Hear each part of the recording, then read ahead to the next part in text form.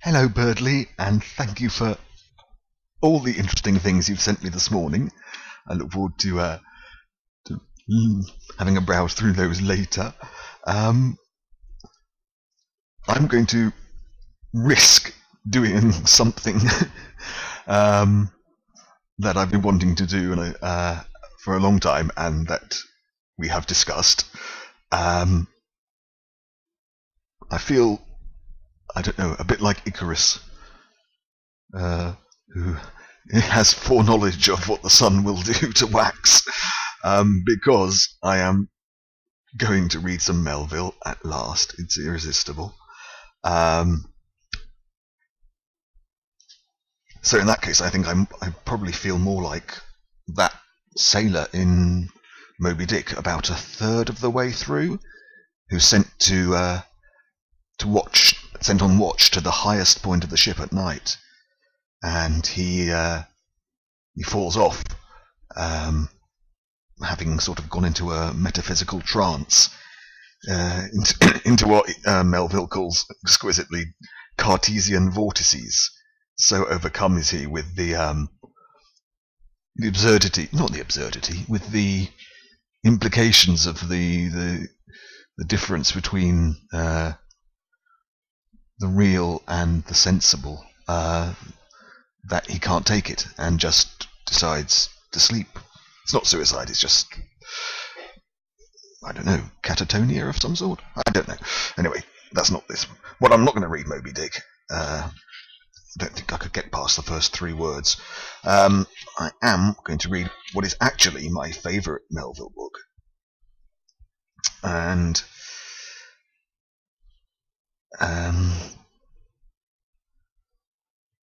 for a number of reasons. I won't go into this now. It's Pierre, with the lovely subtitle, Or the Ambiguities. And needless to say, I read the subtitle and thought, that's going to be good. So I'll try to do this. It's in really, really small print. I couldn't do this at night because I just wouldn't be able to see. But anyway, I'll give this a go. I'm not going to read that whole damn thing. It's about half as big as Moby Dick. But did you ever see the film? That was interesting. I think it was Leos Carax, and it had Gerard Depardieu's son as Pierre. It was a real mishmash of modern interpretation, reworking.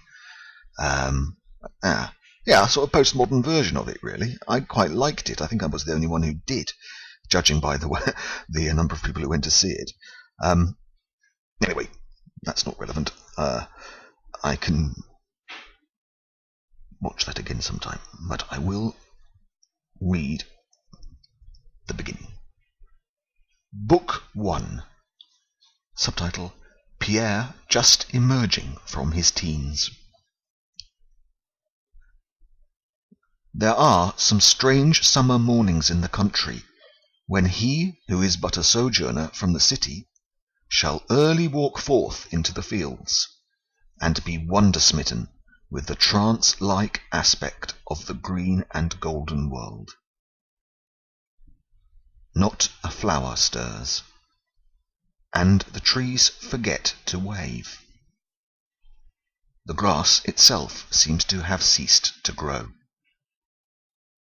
and all nature, as if suddenly become conscious of her own profound mystery, and feeling no refuge from it, but silence, sinks into this wonderful and indescribable repose.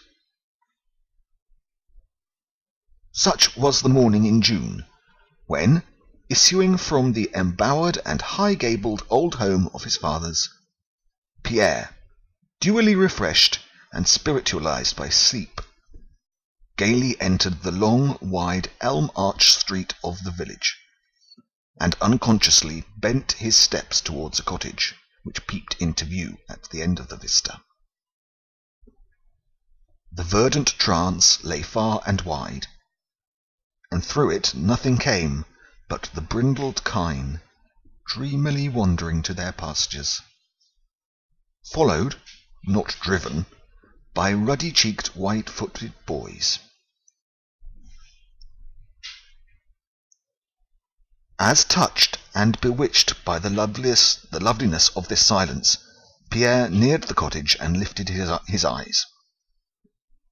He swiftly paused, fixing his glance upon one upper open casement there. Why now this impassioned, youthful pause? Why this enkindled cheek and eye? Upon the sill of the casement a snow-white glossy pillow reposes, and a trailing shrub hath softly rested a rich crimson flower against it. Well may thou seek that flower, thou odoriferous flower, thought Pierre. Not an hour ago her own cheek must have rested there. Lucy! Pierre! As heart rings to heart those voices rang, and for a moment in the bright hush of morning the two stood silently but ardently eyeing each other, beholding the mutual reflections of a boundless admiration and love. Nothing but Pierre, laughed the youth at last. Thou hast forgotten to bid me good morning. That would be little. Good mornings, good evenings, and good days, weeks, months, and years to thee, Pierre, bright Pierre, Pierre. Truly, thought the youth, with a still gaze of inexpressible fondness, truly the skies do ope, and this invoking angel looks down. I would return thee thy manifold good greetings, Lucy, did not that premise thou hast lived through a night, and by heaven thou belongest to the regions of an infinite day. Fie now, Pierre, why should ye youths always swear when ye love? Because in us love is profane, since it mortally reaches towards the heaven in ye. There thou fliest again, Pierre. Thou art always circumventing me so. Tell me, why should ye youths ever show so sweet an expertness in turning all trifles of ours into trophies of yours?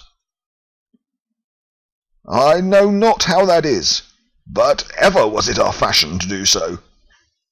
And shaking the casement shrub, he dislodged the flower, and conspicuously fastened it in his bosom.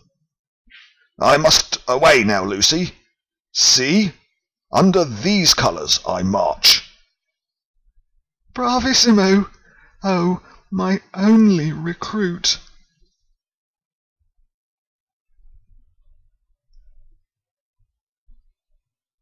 And if you don't mind, I'll leave it there. I really hadn't prepared that, but in the whole of the first paragraph is exactly about those Cartesian vortices. Astonishing. Well, thank you for listening. If you did listen, I don't blame you if you didn't. And I'll be in touch at some point, I'm sure.